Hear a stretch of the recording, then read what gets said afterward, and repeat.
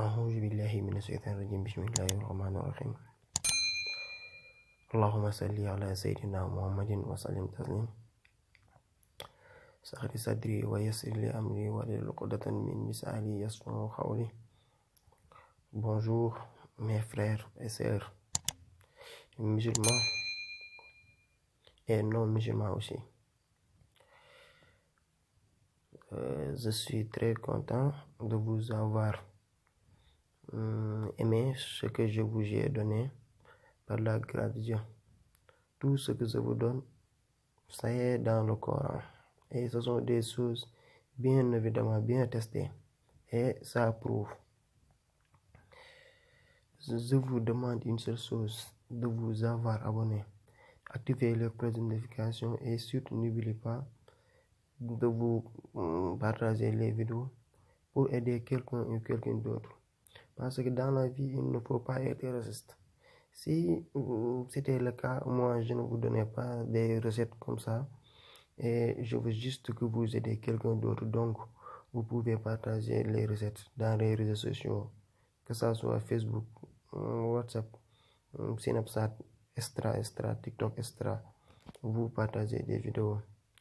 Aujourd'hui encore, je vous donne 3 recettes de protection. J'ai déjà donné l'un et l'autre est là. Quand vous voyez la recette dont je vous demandais, dont je vous donnais, vous devez écrire ça dans la manière. Et surtout, essayez de ne pas modifier les choses. Ne modifiez rien. Il faut écrire dans la manière comme ça. Une seule fois. Ou bien 2 fois. Pourquoi une seule fois?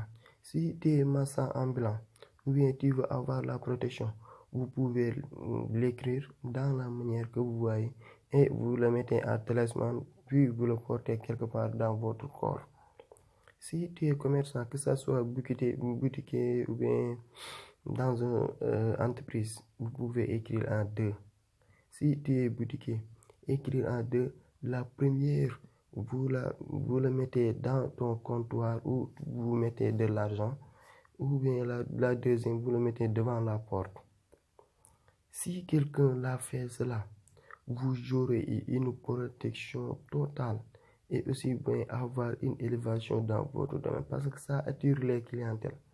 Ça attire la clientèle. C'est ça le rôle de ces recettes-là. Vous devez écrire en 2. Vous comptez les rats. Les rats, c'est 120 rats. Vous pouvez les compter. Et surtout pas, essayez de ne pas modifier les choses. Ne modifiez rien. Écris ça et la mettez dans ton corps, ou bien devant ton porte, ou bien dans ton comptoir, et vous aurez dans quelques jours, vous aurez eu des résultats. Ok. Je m'exprime en wolof. Assalamu alaikum wa rahmatullah. Mbokki YouTube ñu ngi nuyu ñëpp di ziar ñëpp. waa mbokki Asna di ziar ñëpp. di am contentement lool si yéen te di sàkku si yéen ngeen gën di yokk abonné yi ak di gën di partager vidéo yi ndax am na ci solo lool. ndax nit ki bu jógee pour dimbali la yow tamit na nga war jóg pour dimbali ñeneen ndax lii defu na ko pour leen danga ko def donc pour dimbali leen nga xam naa ni xam-xam du bëri ba ñu suulaale la ko boo deewee danga ko fi bàyyi te boo ko joxewul woon dafay nax saay. comme que lii nag am na nag dañuy sàkku si yéen nit koo xam ne dafa am koo jege moo nekk si ay situation wala ay problème ngeen partage ko vidéo yi bu ko defee moom it mën ci gis boppam partage waaye gis njariñ li kon loolu kon moom mooy njariñ li. incha allah rabbi pare nañ pour jox leen lépp loo xamoon noonu yore am na yeneen yu garaaw yoo xamante ni ay def gis la moo xam muy bàyyi rek noo lépp daal am na fi yëpp daal leen ko jox si kàttanu yàlla mbaaxam waaye nag ci kaw na ngeen partage ak abonné ndax bu ñu demee ba gis abonné am na fu mu toll incha allah si kàttanu yàlla mbaaxam daal dugal yooyu noonu yëpp waaye jërëjëf. waaw lii nag ñu jàll si li nga xamante ni moo fi dajale waaw moo tax ñu nekk fi di wax li nga gis nii maanaam si wàllum kaaraange lay dox benn ñaar si bayre ñett si ubbeeku waaw ñett yëpp lay dox. ñi nga gisee nii raa yi ngay gis nii raaw ni 120 raa la wàññi ko ba ma sëkk nga bindu ko nii nga ko gisee soo ko bindee nii ba pare bu fekkee boutique ngay def boutique nga yore wala commerçant boo xamante ni da nga toog si place da ngay jël benn bi nga dugal ko sa comptoir benn bi nga takk si buntu boutique bi mu xëccal la nit ñi ñëw. bu fekkee marchand ambulant nga da ngay windeelu da ngay bind benn nga takk ko ànd ak moom. Fekkee danga ci namm kaaraange bindal benn nga takk ko, bind beneen xooj ko sangoo ko incha allah si kàttanu yàlla ba xam kenn du la ëpp kaaraange ndax kaaraange gu jéggi dayo la.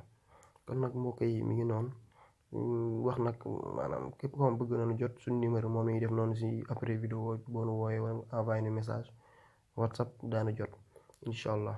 am nañ fi tamit koo xamante ne bëgg a yokkute am nañ fi ay jaaro yu ci dox boo bëggee ubbi ko kaaraange yu yëpp am nañ ay jaaro ak ay nomb yuy dox ak loo xam ne boo ko takkee moom doo dajeeg duwaañ yooyu noonu yëpp mi ngi si ñun incha allah. képp koo xamante yittewoo nga ko ak loo xamante maanaam boo ko takkee bu la nit liggéey da ngay sentir sa ndigg ginnaaw mu tàng jër nga xam ne am na lu la def waaye du jàll.